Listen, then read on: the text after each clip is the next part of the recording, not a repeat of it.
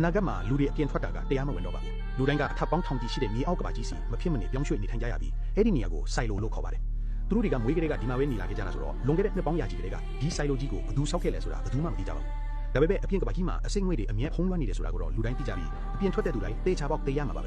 ဲဒါကြောင့်စိုက်လိုကိုအုပ်ချုပ်တဲ့သူတွေကအပြင်ထွက်မဲ့အကြောင်းဘယ်သူမှမဆွေးနွေးရဘူးလို့တင်းတင်းကြပ်ကြပ်တားမြစ်ထားပါပဲဒီစီကန်ကိုချိုးဖောက်တဲ့သူတိုင်းအပြင်ဘက်မြေပြင်ပေါ်ကိုတန်းပြီးအဖို့ခံရမှာပါဒါတော့မှတစ်ခါတလေကြာရင်စိုက်လိုကနေထွက်သွားဖို့စ조사တဲ့သူတွေရှိနေတော့ပဲဒါပေမဲ့ချွင်းချက်မရှိသူတို့အားလုံးအပြင်ကအစိမ့်ငွေတွေကြောင့်တေးကုန်ကြတာကြီးပါပ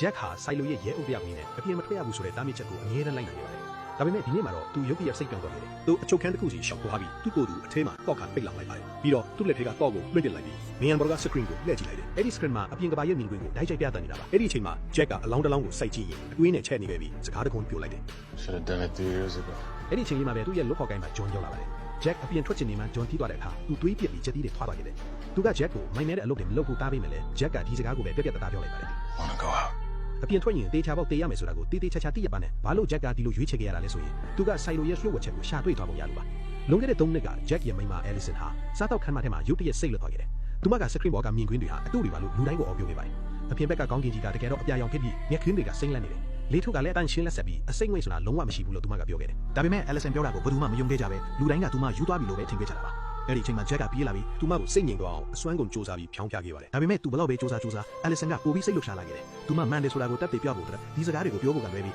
Allison မှာတခြားရွေးချယ်စရာမရှိခဲ့ပါဘူး I want to go out Jack ရဲ့ခေါင်းထဲမှာချက်ချင်းပဲဘာမှမရှိတော့ပဲဗလာချင်းသွားတယ်သူမိမဘာလို့ဒီလိုတွေလုပ်နေရလဲဆိုတာသူလုံးဝနားမလည်နိုင်ခဲ့ပါဘူးဒါပေမဲ့ရဲအုပ်တယောက်အနေနဲ့သူကဥပဒေကိုလိုက်နာရမှာဖြစ်လို့သူမိမကိုသူကိုယ်တိုင်ဖမ်းဆီးခဲ့ရတယ်အဲ့ဒီအချိန်မှာပဲစိုက်လို့ရဲ့တရားဥပဒေစိုးမိုးရေးအရာရှိတွေက Allison ကိုအပြင်ထွက်ဖို့ပြင်ဆင်ပေးနေကြပါပြီသူမအပြင်မထွက်ခင်လေးမှာ Jack ကနောက်ဆုံးနှုတ်ဆက်ဖို့အချုပ်ခန်းစီရောက်လာတယ်စကရင်ဘော်ကပုံရိပ်တွေကလူတိုင်းကိုလှည့်စားဖို့စိုက်လို့ရဲ့ခေါင်းဆောင်တွေပြသထားတဲ့အတူတွေဖြစ်တယ်လို့အပြင်ရောက်ရသူမသိနိုင်ဘူးလို့ Allison ကအခိုင်အမာယုံကြည်ထားပါတယ်အပြင်ဘက်ကတိကလာပနေတယ်ဆိုရင်သူတို့ကငါတို့ကိုဘာလို့အပြင်မထွက်စေချင်ရတာလဲလို့သူတွေးမိတယ်ခိုင်လုံတဲ့တက်တင်မရှိပဲသူမယောက်ျားကသူ့ကိုဘယ်တော့မှယုံမှာမဟုတ်ဘူးဆိုတာသူမသိတယ်ဒါကြောင့်သူမကသူ့ယောက်ျားနဲ့တတိတစ်ခုလွတ်ခဲ့ပါတယ်သူမအပြင်ရောက်သွားတဲ့အခါကဘာကြီးကတကယ်ပဲပျက်စီးခြောက်သွေ့နေပြီးအစိမ့်ငွေတွေနဲ့ပြည့်နေမယ်ဆိုရင်သူမကင်မရာမန်ဘလူးကိုတန်ရှင်းရေးလုပ်ပြီးမှမဟုတ်ဘူးလက်ပြနှုတ်ဆက်ပြီးသူမမားယွင်းခဲ့တဲ့အကျိုးဆက်ကိုပဲလက်ခံသွားမယ်လို့ဆိုတယ်ဒါပေမဲ့အပြင်ကဘာကြီးကအပြာရောင်ကောင်းကင်ကြီးအဖြူရောင်တင်တိုက်တွေနဲ့အသက်ဝင်လာပါနေမယ်ဆိုရင်တော့သူမကင်မရာမန်ဘလူးကိုတုတ်ပေးပြီးအမှန်တရားကိုဖော်ထုတ်ဖို့အတွက်တောင်ကုန်းကိုကြော်တက်သွားမယ်လို့ကတိပေးခဲ့ပါတယ်တိမကြခင်မှာပဲအရာရှိတွေက Allison ကိုအကာအကွယ်ဝတ်စုံဝတ်ပေးလိုက်တယ်သူမကတုံဆိုင်မနေပဲစိုက်လို့တဲ့ကနေထွက်သွားခဲ့တယ်အဲ့ဒီအချိန်မှာလူတိုင်းကစားတော့ခန်းမှာထဲမှာစုပြီးအေယာမစကရင်ကြီးကိုစိုက်ကြည့်နေကြတယ် Allison ကအပြင်ဘက်ကိုဖြည်းဖြည်းချင်းခြေလန်းလန်းပြီးပတ်ဝန်းကျင်ကိုလေ့လာကြည့်ရှုနေတာကိုသူတို့စောင့်ကြည့်နေကြပါတယ် Jack ကလည်းအချုပ်ခန်းထဲကစကရင်ကနေ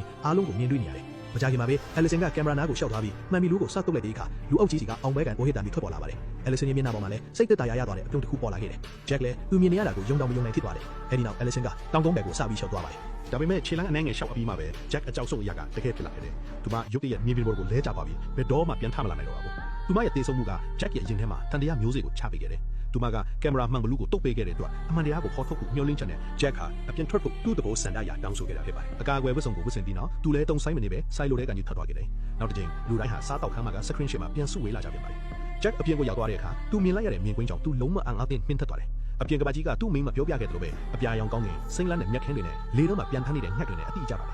စိုက်လိုထဲမှာနေထိုင်သူတွေကိုအမှန်တရားပြောပြချင်တာကြောင့်သူလှည့်ပြီးကင်မရာဘက်ကိုရှောက်သွားခဲ့ပါတယ်သူကမှန်ဘလူးကိုတိုးမွေးစားတစ်ခုနဲ့တန်ရှင်းအောင်တုပ်ပေးလိုက်တယ်အထက်ကလူတွေလည်းနောက်တစ်ချိန်အောင်ပွဲခံအော်ဟစ်လိုက်ကြတယ်